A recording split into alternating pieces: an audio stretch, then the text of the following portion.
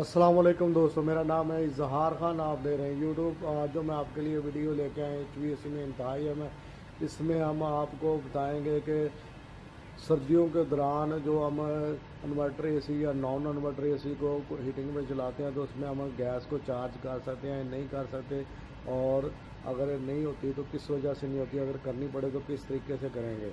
तो दोस्तों, इससे पहले कि वीडियो की तरफ जाएं, आपसे एक रिक्वेस्ट है, आप इस चैनल पर नए हैं तो इसको सब्सक्राइब ज़रूर कर लें और बेल के बटन को पुश कर दें।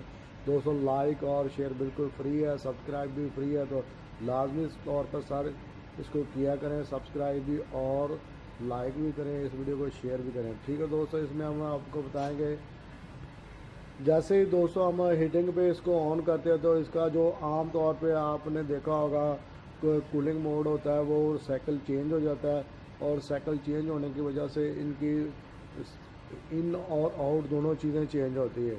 तो आम तौर पे हम जिस तरीके से गर्मियों में कूलिंग के दौरान गैस चार्ज करते हैं उस तरीके से इसमें गैस चार्ज बिल्कुल भी नहीं होती।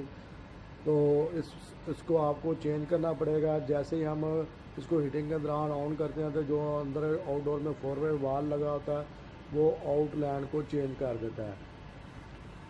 तो जैसे ही आप इसको ऑन करते हैं तो ये जो कूलिंग साइड होती है डिस्चार्ज कंप्रेसर की, वो जो है ना बिल्कुल सीधी जाके जो है ना इंडोर में होना शुरू हो जाती है।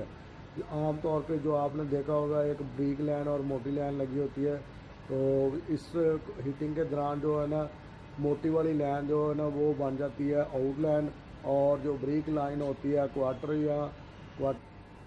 क्वार्टर की लाइन दोस्तों वो बन जाती है सक्शन लाइन के तौर पर हीटिंग के दौरान इस्तेमाल हो रही। तो जैसे ही आप इसमें गेज लगाएंगे सर्विस वाल पे पोर्ट पे तो आपको अंदाज़ा होगा रनिंग के दौरान जब एसी चल रहा होता है R410 में आप देखेंगे 450 से 450 तक प्रेशर होता है। तो जैसे ही आप सिलेंडर्स को साथ अटैच करेंगे तो सिलेंडर में होता है गैस का प्रेशर कम, तो गैस जाने की बजाय आना शुरू हो जाएगी।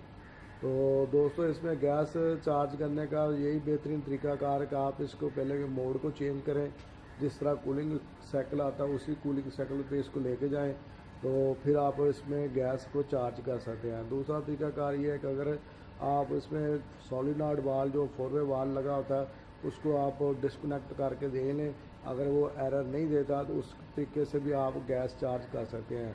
उम्मीद करते हैं दोस्तों ये वीडियो आपको पसंद आएगी। पसंद आए तो इसको लाइक ज़रूर करें और शेयर भी करें। तो ठीक है दोस्तों, इसी तरह मज़ीद अच्छी वीडियो आपके लिए बनाते रहेंगे। तो चलते हैं वीडियो की तरफ। हाँ तो दोस्तों, ये डाइकन का double system inverter tap unit है 1.5 टन का।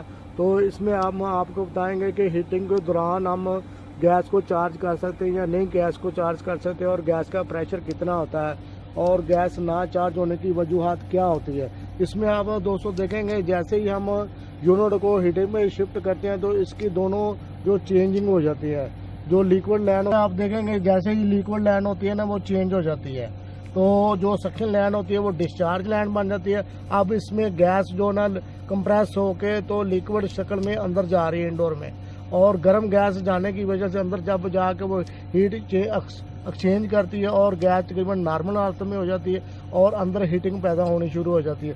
और गर्म गैस का प्रेशर जो 410 गैस है जो इन्वर्टरों में ज़्यादातर यूज़ हो रही है तो उसका प्रेशर काफ़ी ज़्यादा होता है। उसमें डिस्चार्ज प्रेशर जो होता है ना तकरीबन 450 से 450 तक अमूमी तौर पे होता है। इस यूनिट में अभी गैस कम है, इसकी वजह से आप दे रहे होंगे तकरीबन 350 से ऊपर गैस का प्रेशर है।